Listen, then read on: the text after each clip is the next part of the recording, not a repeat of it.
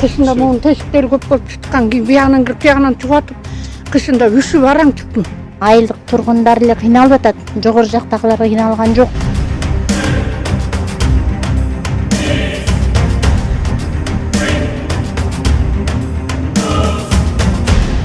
Кийин айтсак анысы алып барбай, жолдон өткөрбөй, мен кичинекей 1 айлык баламды көтөрүп алып көчөдө жүргөн күнүм деле болду да. Колунда барлар, колунда жокторго жардам бергиле деп атат. Бул зекет аркылуу өзүңүздүн берекеңер болот деп атат.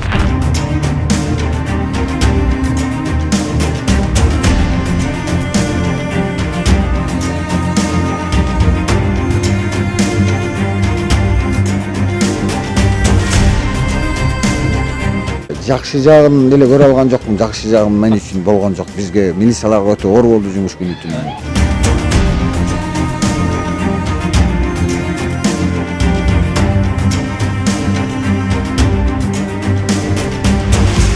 Ошо силерге рахмат, Алла разы болсун. Силер бизге бирди берсеңиз, силерге минди берсин Кудайым Алла таалам. Мамологияга көрүнсөм, бир курстарысы 20 000 сомго барабар болду да. 19.080 сом болду. Эки бөйрөгүмө баса албайм, эки бөйрөгүмө көрүнсөм 5100 сом болду.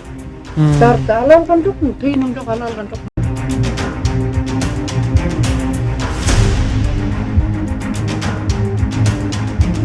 Кредит боюнча мисалы азыр келсек, мисалы кредиттеги узартканы менен процентин кошо төлөйсүңөр. А бизге процент менен төлөгөн неудобно уже. Biz ошо 35 000 бияк жакка салдык да, мисалычы. Кайра ошол квартира менен биз кайра ошол кредитти жаап атабыз. Ошон үчүн биз биякта төлөй албай атабыз да. Өзүм дагы амкулга жактан ооруп атам. Больницага барып келишим кыйын болуп атат, барып келе албай кыйналып атам. Теге барып көрүн, буга барып көрүн дейт. Баягы проблема акчага келип такалып атабыз бардыгыбыз эле.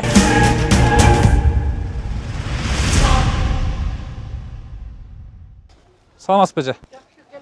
Кандайсыз, жакшысызбы? Кантип атасыз? Жашап атасызбы? Жакшы элесизби? Мунуну киргизип коелу. Чалгыс жашайсызбы? Иә. Чалгыс жашайсызбы дейм? Кандай? Чалгыс жашайсызбы? Бош болуп атам. Бул уйгулап калган анан бул деле бияк бетинен кулайын деп атат да, ушу түбүн түптөп алганга тыйын түпүрүм пенсиям жетпейт. Быйыл давление оор пайда болгон. Өсүмөн ашпайт да. Чебетке сууга, мусорго төлөйм. Бул өзүңүздүкү бирок, э? Анан бирчикесин кекиртекке салат экенмин, андан кийин анан жетпейт да. Ушу жардам берчүлөр. Чалгыс жашайсызбы? Уулдарыңыз эч ким жокпу? Балдарыңыз? Эми жалгыз жашайм, эми кызым бар анан. Ал деле кыйналып жашап атат, ал деле. Ал деле мага эми кээде сүттүн аны алып берет дегендей. Анан эми күндөлүк алып бере бербейт да, балдары бар. Өзү жалгыз иштейт дегендей. Ошондон. Чалгыс пенсия алып элесиз? Пенсия менен эле жашайм, анан пенсиям деле жетпей атпайбы. Давление болгон күздөн баштап мурдум гана басылбай декабрга чейин, анан ошондон пайда болуп калды да. Эшикке чыга албай калдым, иштей албай калдым, мурун өптөп швеядан иштеп эч кимден жардам сурат эмесмин. Анан быйыл жардамга аябай муктаж болуп атам да. Кышында мунун тесиктери көп болуп чыккан кийин бияғынан кирип бияғынан чугатып, кышында үшүп араң чыктым. Бул үйдү өзүңүз эле салып алгансызбы же кандай? Буну ошол жерди алганда эле биринчи баштап салганбыз да. Бул жабыла турган, анан муну бүткөнбүз. Анан бул боореки эшиктин алдынан жаман суу агат. Ошого латок коюлбай эле кайра суу жеп түбүнөн жаракка кетип эле кулап калды. Муну бияк бети быйыл кулайт, анан ошо арабтар келип жардам берип атыптыр дегеннен мен деле билбейм каяка барарымды. Ушу жардам сурап барсам десем билбейм, эч кимди билбейм. Билбейм да. Билсем барып сурайт элем. Эми мен пенсионермин, жалгыз боймун. Анан карылык боюнча деле мына 64-кө чыктым. Иштей албай деле калдым, мени көргөн киши жумушка албайт болуш керек. Карылык боюнча албайт экен. Жашыңыз жетип калган го, жумушка иштей албайсыз го деп эле коет экен. Анан мейли деп эле. Антында таяк менен басам. Бутум бөйрөгүм катып ооруп, ушу таяк менен таянып калдым. Кышында кантип атасың, кышында? Кышында ушу эптеп эле бастым. Жок, бул үйдөн кантип атасыз дейм да, үйдө эчтеке отопление жок болсо. Меш койдум. Бирок баягы 1 саат, жарым саат эле жылуу болбосо андан кийин бунун тесиктери көп да. Тигин астынан тесиктер көп. Кырса деген көп. Анан жардам берген жок дегенде муну сыртын сыбайын десем, тияк бет кулаган. Сиздин номериңизди анда мен чалдырып коеюн, кайрымдуу инсандар келип жардам беришsin. Сиздин адресиңизди айтып коеюн, Номеримди жазып аласың. Телефон номериңизди айтсаңыз. 079 90 80 12. 90-80-12. Атым Карачат. Карачат. Самсали. Мынакей кичинекей болгон бир үйдө жашайт экен. Ушул деле жаракы бар. Ушул апама мына жардам берсеңиздер аябай жакшы болмок экен. Апам даже ушу үй салып быйыл кыштан араң чыктым дейт. Мынакей. Апам жада калса мына телевизор алып берип койсок. Бияк кулагана калдыбы? Бул түптөрүнөн жаалаң эле тырткан жеп атып эле момту түшүп анан мындайынан кулайт да, төгүп мындайынан. Дуал өчү эле мындай жылып калат эки жака. Кайсы дуал? Бул ураган моулардын баары суу жеп атпайбы астынан. Анан чытканда көп келип кырса. Жалгыз жашайсыз папа ошондо, Жалгыз жашайт. Мен деле жардамга муктаж болуп калам деп ойлогон жокмун да. Өзү негизи шөбөдө иштечүмүн дедиңиз, мурун, Жок, буга чейин мен апамды карадым. Апам ооруп анан 2 жыл болду каза болгону. Быйыл 2 жыл болот. Анан кийин көрчө жаман убакта калып калдым да. Жолдошуңуз Жалгыз боюн. жалгыз бир кыздын энеси турбайсызбы? Кышында да ушакта чыккан турбайсызбы? Кышында эптеп эле чыктым быйыл. Аябай мен үчүн суук болду же үйлөрдүн тешиги болуп калдыбы билбейм. Аябай суук болду. Суукпу? Üşüdüm aybeli. Конечно, мындай жашаш. Аба керет эле андай мындайыңызда эле жок экен да, Жок, сайгандан чөткө төлөш керек. Сөтөлүш керек да. Мешиле койдум. Мешиле койдум анан. Телевизор, холодильник деген керек мисалы үчүн. Холодильник печкам жок. Нан бышырып дегенбеч. Холодильнигим жок, сактай албайм. Кыргыздар негизи эле эл аралап жүрөбүз көп, аябай кыйналып чыккандар абдан көп. Доктурга көрүнө албайм. Көрүндүм күчүндө. Маммологияга көрүнсөм, бир курстарысы 20 миң сомго барабар болду да. 19.080 сом болду. Эки бөйрөгүмө баса албайм. Эки бөйрөгүмө көрүнсөм 5100 сом болду. Дарсы ала алган жокмун, тыйыным жок, ала алган жокмун. Себеби ашпайт экен пенсия. Өкмөт деле мындай тууралап эле берет экен акчаны.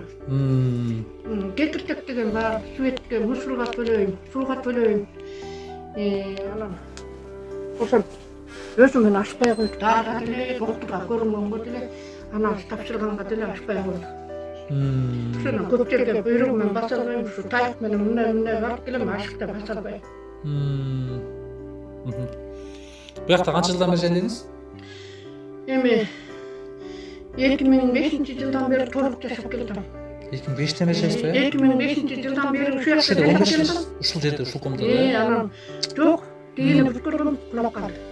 Кайсында? Эки комната, могу чоңдон кулап жатпайбы? Ошонун эки комнатасын бүткөнбүз, бирок кулап калды. Суу кетти. Туура эмес, фундамент туура эмес коюлуп тур да. Түү туура эмес болуп калыптыр. Апам ооруп, апамды карадым, 6-7 жыл ушу жанында болдум. Быйыл 2 жыл болот апам каза болгонуна. Ошондон бери мен үйгө келдим да. Мен апамды да карашым керек да, таштап койбош керек да энени. Бул тамды салсаңыз, ушул там кулап калдыбы? Өзүң салып? Тиги тамды бүткөнбүз. Бүтүп эки комнатасына киргенбиз, кулап калды. Анан муну буга жашап атам. Бул деле кулайын деп калды, себеби боореки суу, боо суу. Ылдый чокпойт экен. 2 метрден кийин бир цементтей болгон топурак бар экен. Сууну өткөрбөйт экен. Ошон үчүн жана тамдарга зыян тийип аткан ошо экен. Ошондо сиз мына ушул бир комнатада сиз ошондо канча жылдан бери жашап атасыз? Буга көп эле болду, ушу жаңы алган жылы, ушул жакка келген жылы салганбыз да, үй салалы, антели ментели деп анан. Эми ойлогондой болбойт экен да. Ушу апам оорулуу болду. Апаңыз азыр барбы? Өлүп калды, ошо өлгөнүнө 2 жыл болуп анан үйгө келгениме былтыр кыштап чыктым деп атпайбынбы? Бир жыл энем өлгөндөн үйдө жүрдүм. Андан кийин эми мен эмне кылам? Аякта мен деле окат кылышым керек деп келгем. Келсем жардам берген киши жок, кышта да üşüдүм. 2 жыл жашадым да кыскасы бияк. Ага чейин барып келип, тыйын керек болгондо Швеядан иштеп, продукт алып алып кетип калдым апам жаныначы. Чыгылса, эмне керек болсо келип иштечүмүн. Рахмат алдым эйтеңдер, ошо акыбалды сурап, ушинтип силерге окшогон азаматтар көп болсун. Жогорку жактагыларга деле рахмат, ушинтип түзүп берип атат, баарын берип атат дегендей. Эми жанагы орун ынтымак болсо эле жеңип кетели, ынтымак менен эле жеңебиз. карантиндин эң эле жаман жери бул экономика зыян болду да. Мисалы үчүн бул госслужащийлер бүт налог түшкөн налог менен айлык алабыз да. Бул өкмөткө келген коркунуч. Анан экинчиден эл дордой бир дордой эки билесиздер, дордой менен окат кылган калк көпчүлүгү. Ошол кыйын болду. Азыр дагы элге журтка жакшы бири-бирине жардам берип атат аябай. Мечеттен жардам келип атат, ар кайсы частный фирмалардан келип жардам берип кетет. Өзүңүздөр көрүп атпайсызбы? Дордой бирди аралап көрсөңүздөр, бүт эле дордойдо күнүнө нан тапкан кишилер болчу. Эң жаман жери ошол болду. Элде наны жок калып атат. Жумуш жок калып атат. Жакшы жагы болдубу? Жакшы жагын деле көрө алган жокмун. Жакшы жагы мен үчүн болгон жок. Бизге милицияларга өтө оор болду жумуш күнү түнү. Эл деген кичине буякта карап байымыраак жер экен, оор болуп атат. Бир угат, бир укпайт. Башында кичине кыйын болуп аткан, азыр аяк жагы өтө эле оор болуп калды. Пайдасы болгон жок. Зыян, өкмөткө зыян, бизге зыян, элге зыян. Ошол зыян пайдасын көргөн жок пайдасы.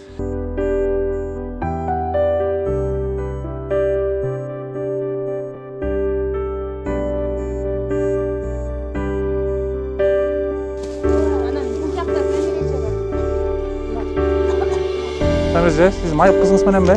Да, жолдошум менен бар. Мына.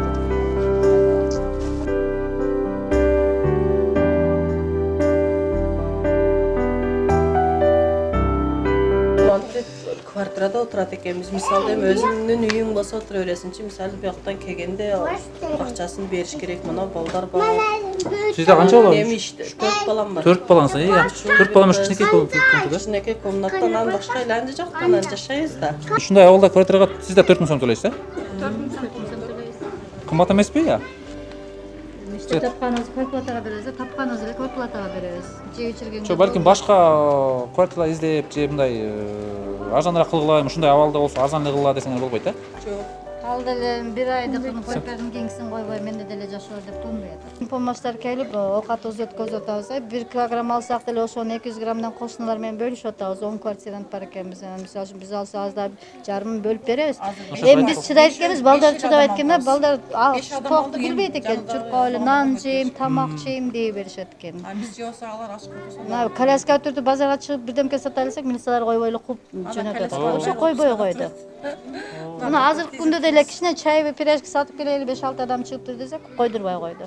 Кайтып келип саат менен. Ушу чыгарбайды. Ошол жактан уктук, Ленинский райондун акимияттары элдерге жардам берип атат дейт. А бизге келип алып паспортуңар жок экен, бербейбиз деп кетип калды. Бербей койду мисалы үчүн. Анан биз паспортторубузду залогдон алдык, суранып алып, процентке алып неметебиз, иштейбиз, анан алып эми продукт алып баштадык. И то ушул кыз да Инстаграм жакшы билет экен, ушуну айтып да, ушул кыздын аркасынан бардыгыбыз оокат көрүп атабыз чындыгын айтканда. Биз телефон болсо иштетебиз, телефон жок. Интернетке кирсең баары эле жардам сурап алып атат да, карасаң. 3 күн алган жокпуз. Анан 15 күндөн кийин уже интернетке кирип баштасам, элдин баары эле алып атат да. Карасам булар деле баарыбыз муктажбыз да. Мэрияга 1000 сом алып барсак базарга эч кандай продукт келбейт. Мэрияга барып чыгып. Анан айласы жазган аргасы болдум да, анан жазып ушуларга баарын алып берейин дедим. Жок, биздин акимет келип сурап койсо болду. Биз деле ошо кайрымдуу эле инсандар, мындай эле жөнөкөй эле. Алла разы болсун силерге. Жапжаш эле жигиттер, ошолордун атынан да. Өз балдарыңыздан. Ошол жигиттер кайрымдуу бизге кол колго бирди деп. берсе, Кудайым аларга миңди берсин, туурабы? Бизден кайтпаса Алладан кайтсын, Кудай буйрса. Орозобуз бардыгыбыз. Биз аябай ыраазыбыз. Орозуңуздар кабыл болсун. Мен бардыгыбыз орозобуз. Ошо силерге рахмат, Алла разы болсун. Силер бизге бирди берсеңиз, силерге миңди берсин, Кудайым Алла таала. Анан ушу Кыргызстаныбыз тынч болсун, главный Кыргызстаныбыз тынч болсун.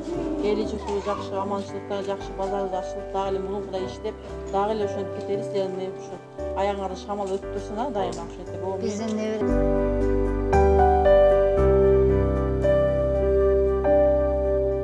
Жасайбыз, үйдөн дагы самсы жасап көтөрүп сатабыз. Болсо үйгө алып келип чай сатабыз, жарма кайнатабыз, шербет кайнап сатабыз. Жалаң ушундай базарда тачкада сатып алгандарбыз да биз. Анан башка жакка чыксаң, мисалы неме шарты туура келбейт да. Ушунча тачкабыз менен бирөө киргизбейт да бизде. Ошого айласы деле бул жерде турабыз да. Аябай эле начар болуп атат да. Биз азыр мына бир наныбыз жок отурабыз азыр. Биз квартирада жашайбыз. Менин кызымдын 3 баласы бар. Анан кийин кызым өзүм менен 5 бир үйдө. Бир дагы күн помощь келген жок. бизгечи. Мэрияга кайрылган ошо. Мэрияга, мына акимиятка барсак, акимият вообще бизге кайрылган да жок, даже эчтеке берген жок. Мен канча бардым ошол жерге. Барып кайра келем, барып кайра келем. Бүгүн барсак, бизде мынекте квартальный бар, орус Люда деген. Ошол вообще берген жок да. Бизде өзүм билем деп эле коет, анан кийин эле биз ошол жака кайрылдык эле, азыр дагы эле бере элек бизге. Анан кожоюнуңуз да квартираны төлөп атабы? Анан хозяйкам болсо, ал болсо квартираны бересиңер, бербесеңер чыгасыңар да айла жок деп ушинтип атат. Мен өзүм квартирада жашайм. Анан бир квартиранын кыздарды алып кошо жашачымын да, 2 комнат болчу. Анан эми хозяйкам кече күнү айтты, онун да бермекмин. Айттым, иштебей жакта беребиз да, айла жок, эмне кылабыз? Чыккандан Эмне иш кылчу элесиз? биз магазинде иштечүбүз. Эмелер жабылды да, ош базарлар. Вообще эчтеке жок калды го. Кызым иштеген жок, эчтеке жок. Анан ошоюнча же бир унубуз жок, же болбосо макарон эчтекелери жок. Адресиңизди мындай, телефон номерыңызды айтып койсоңуз, дагы жардам берүүчүлөр болсо сизге кайра эметсин. 0706 27 37 53. Ошол квартирада жашайбыз, Кулия 37дебиз. Ошол жерде бир деле күн помощь алган жокпуз ошол жактагилер.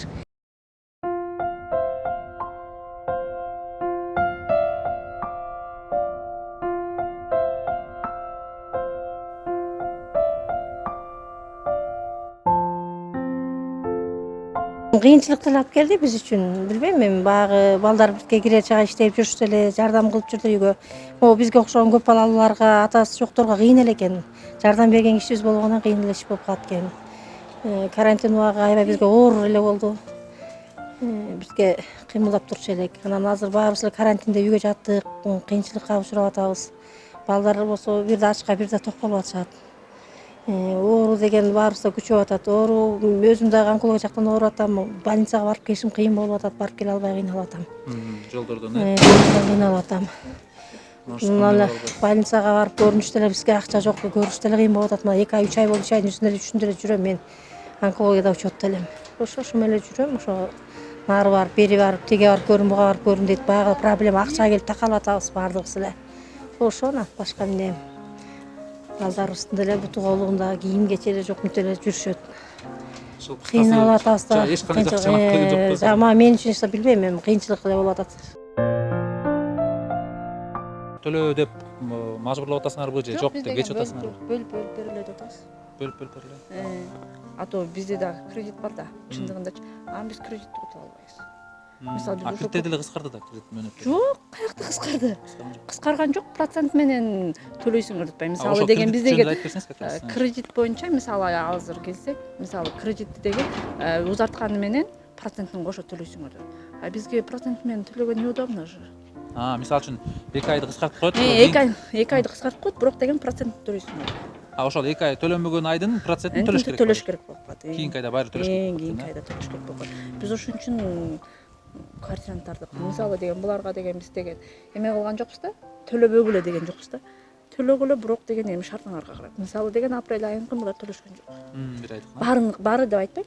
Жарымысы төлөй албай калышты да. Себеби деген апрель айынан баштап кыскартылып калды да. Билбейм башка кошуналар кандай кылып атат, бирок бизге кыйын. Чын эле. Кредиттер болсун. Биз мисалы деген 35 миң. Кредит да?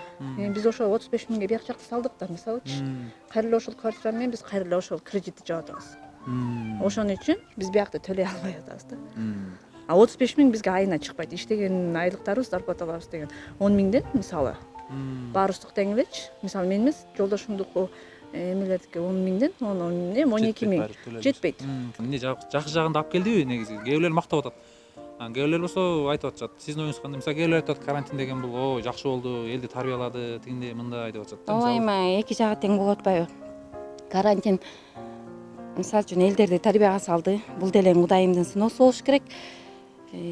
Жакшы жерлери болду аябай эле карантинде. Мисалы үчүн адамдар бири бирибизге жакшылык кылдык үчүн көбүнчө эле жакшылык көп болду мындай. Эме да? Адамдардын жан дүйнөсү ойгонду. Ооба, адамдардын жан дүйнөсү ойгонду. Эми кандай айтсам мындай. Ойгондук да адамдар. Аябай эле ойгондук. Кудайга мындай, Кудай бар экенине ишендик да. Жаман жери карантин эми адамдар аябай эле кыйналып кетти. Жумуш жок, отурабыз. Квартирада турабыз, акчасын төлөш керек, төлөгүлө деп атат. Эме кредит төгөбүз деп. Кредит төккөн элдер бар. Ошол жери кыйын эле болуп калды да бизге. Бала багышыбыз керек. Мисалы үчүн менин 6 балам бар. 6 балаңыз менен ошол жерде жашайсыз? Ооба. Анан кыйын эле болду эми. Кыйналып атасыз көчөдө, эмне болуп атасыз? Азыр эми Кудайга шүгүр эми балам бирин экин иштеп келип атат, кондиционер орнотуп иштейт. Өзүмдүн жумушум жок. Кыйналып эле атабыз эми. Могу үйдү делең бизгечи ушундай көп балалууларга үй берсе, биз делең аны бекер алып албайт элек. Канча жылга берсе, ошону төлөгөнгө аракет кылат элек да, бөлүп берсе. Биз ошондон кыйналып атабыз. Мындай оптом эми сразу ала албайт атабыз да, ошо бизге жардам кылса болот эле да, канча жылга бөлүп берип үй берсе, биз аны мынандай шартта жашаш силерге деле оңой эмес болуш керек. Бизге делең кыйын. Бир күнү суубуз өчүп калат, бир күнү светибиз өчүп калат. Берели десек мынтип жумуш жок, квартира эми бербей атсак квартирадан чыгарышы мүмкүн. Чыккыла дейт. Чыккыла дегендей кылып атат да эми. Ошол төлөбөгөндөрдү. Анан эми мондай балдарыбыз майда, бизге өкмөт аябай эле ошол үй берсе да ойлойм да, 10 жылга болобу, 15 жылга болобу бөлүп берсе, биз балдарыбыз менен төлөгөнгө аракет кылмакмын мен. Мисалы үчүн жолдошум да жок. Жалгыз бой энемин. 6 балам бар. Балдарым студент. Бой көтөрө албай атышат да. Мына эже, мына сиз бизге кайрылбадыңыз беле? Ошо квартплатам төлөй албай атам депчи. Сиздин квартираңыз эме экен, биз эми бул ошо кайрымдуу инсандар жигиттер эме кылышты. Ошондо сизге мына бул кичине тыгынчык болуп турсун, калганы өзүңүз эптеп бирдик кылыңыз эми. Анан кайрымдуу инсандардын атынан да. Мондай эле коюп коелу. Ушул жерде канча квартира жашайсыздар? Иә. Сизде кичинекей балдар жок силерде? Могу кичинекей балдар могу печенени таштап коюн анда, мындай балдар беришти бүт жаш эле кайрымдуу жигиттердин атынан да. Бая ишинеге ийгиликтүү болсун, алдыга жүрүп, дайым бактылуу болушуңар. Балаңардын сыйырмасы. Элдин атынан, ошо өсүсүндөрдө экинин атынан эмне демекмин, биздин бул жашоо айылдык тургундар эле кыйналып атат. Жогору жактагылар кыйналган жок. Биздин булдордо экин тургундар баары эле базарга барып, күнүмдүк оокатка иштеп жүргөн адамдар. Мына коронавирус башталгандан бери вообще адамдар кыйынчылыкта. Эми шүгүр, эч ким оокатсыз калган жери жок. Бирок биздин эл уюмдуу ынтымак, бирок кыйналып иштеп, кыйналып жашагандар, моундай пенсионер, инвалидтер көп биздечи. Инвалидтер менин көчөмдө эле күйөөсү жок, жесир күйөөсү өлгөн адамдар 18 адам бар. Менин көчөмдө. Мен 18 жыл, 19 жылдан бери ушул жерде жашайбыз. Свети жок, бул айылда айыл кылып, 3 жыл свети жок, токойлордо жашап, ушул жолдорду өзүбүз курганбыз. Өкмөттөн эч ким ал мезгилде ким жанагы. Эми алар көп немелер өттү, дагы эле биз ушу документибиз жок жашайбыз. Убакыттан пайдаланып аны айтып кетелик. Депутаттар убагында шайлоо болгондо келет дагы ана чыгарабыз, мына чыгарабыз дейт. Анан эч толку жок. Ошондо эч бир биякта эч бир тургундун кызыл китеби жок. Тургун кызыл китеби эмес, даже решение немеси дагы жок. Бу жерде образованный адамдар көппүз, высший. Мисалы мен мугалиммен 15 жыл айылда иштегем. Завуч болуп иштегем. Биз ал мезгилде бу жер захватын деле билбейбиз, оштон жаан келип 5000 сомдон сатып алган мен өзүмчү. Бир эже бар эле, ал эже өтүп кетти. Чолпон деген эже байрагын элип кыргыз үй тигип отурса, анан бул жер токой болчу питомникке. Мен сатып алгам, андай басып алган эмес. Түшүнгөн эмеспиз ал мезгилде, анан көрсөк адам жашаганда элди карап уурбосо ууру, турбосо туруп көндүк жашоого.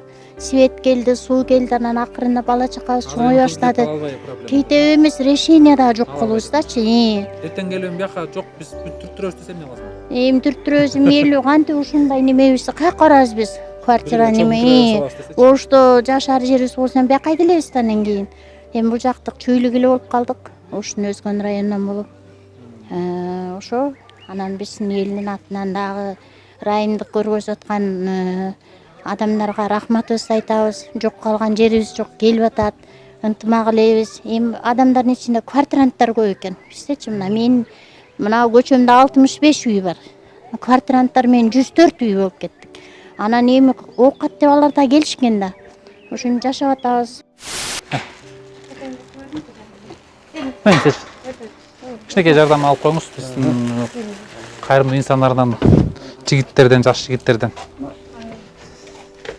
Ошо комнатада жашайт турбайсыздарбы? Кышта үстүнөн чыктык да. Муну төшөп калдым.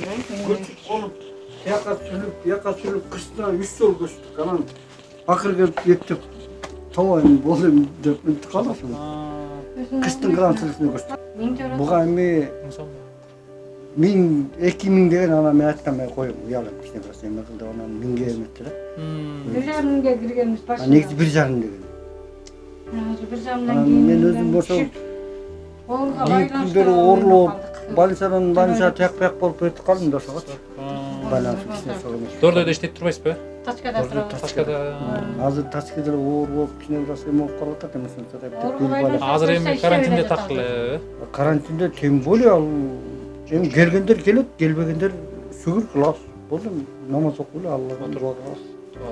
Мен дуа кылып аткам, Алла бир жакшы мындай инсандардан жараткансың да Алла деп ушинтип айтып аткам чынасынычы. Бизде де кыйналгандар көп айт. Кыйналгандар бар. Келинде бар бул жерде. Поруктордун баарын беребиз, өзүбүздүн алган поруктурман ошо балдарга апарып беребиз. Бүт баарын эле. Анан да канча келсең акча туруп келсең да жакшы болот эле. Жаш балдар көп болуп атат айбай. Нелер жаш балдар? Үйүндө балдарыбыз бар. Үйүндө эжекелерибиз бар. Үйүнө өстөн эле эме болуп калышпайбы, жетим балдары бар буякта. Ата-энеси таштап кеткен, атасы таштап кеткен, энеси карайт, бойдок болбойт. Берсер иштеп кеткен болчо келбей атат. Уже Куранда ачык айтып турат, Куранда ачык айтып турат. Кандай жаш болсо ошо болот депчи. Алла Таала Куранда Ибрахим алейхиссалам убагындагы мен айтып атат да, ачыгынчы. Силер колуңда барлар, колунда жокторго жардам бергиле деп атат. Бул зекет аркылуу силердин берекеңер болот деп атат. Ушуну айтып болгончу. Эми ушинтип жашабаса кандай болот? Бизде билбейм, башка деле азыр неме калбады да. Бутубузга турсак биз деле 2-4 башкаларга жардам берсек, жакын этсек депчи мындай ишара кылып Алла Тааланын өкүмүн толук аткарсак деп ошол эле болгон, бизде эмес жок. Жана айтканыңыздардан эле номерди айтып койсоңуз, телефонуңузду. Номерди 707 08 48 43. 08 43. Атыңыз ким? Абдулла. Абдулла, Самсаева. Кем муну алчы. Жаштар бар. Жаштар кандай болтасыздар? Жакшы. Жардамдар келип атабы? Жардам толтуруп. Көптөн бери келдикпи? Башында келип телефончу келдикпи? Эми жакшы жагда болуп атат. Эми Алладан тилейбиз эми. Алла жардам берсин, андан башка эч айла жок. Эми Кыргызстанды Алла өзү сактасын. Şu koronavirüsten çıkıp keteyli. Sizin kança balаңыз бар? Мен 4 балам бар, 3-өө инвалидте балдар. Балдан үчөө. Ha, bir kızım mындай. Эме жакшы, анан бул 3 жашында балдар. Ошо. Сиз жакшылык каалайм балам. Şu ден соолуктуңузга Алла разы болсун. Саулык. Берген. Şu балдары көп кичине карантинде кыйналып атышат деп. Саламатсыз берсин. Кичинекей жардам, кичинекей ас болсо көптө келиптирчү эле. Айтып койгула, келем конфет печеньени музар берип койгула. Мына бир балдар. Бир жаш жигиттер эметишкен. Муктаждарга берип койгула, анан биз карап жүрөбүз да. Ana ошо, хорошо. Операция болду да жакында эле кайра. Бүтөн мен жаңы төрөгөм 1 айлык балам менен. Анан карантин болгону элдер үчүн кыйын эле болду, конечно. Биз кыйналдык, аябай кыйналдык. Күйөөм иштеп, жана күнүмдүк тамагыбыз таап турчу да. Анан ооруп калды, операция болду карантин учурунда. Кыйналып аябай мындай больницаларга барганда өтө албай өлө жолдо мындай кыйналдык. Машина жок же тиин айтсак анысы алып барбайт, жолдон өткөрбөй. Мен кичинекей 1 айлык баламды көтөрүп алып көчөдө жүргөн күнүм деле болду да. Машина издеп жете албайм. Буга тамак алып барыш керек. Бул көчөгө чыга албайт. Ушинтип кыйналдык аябай эле.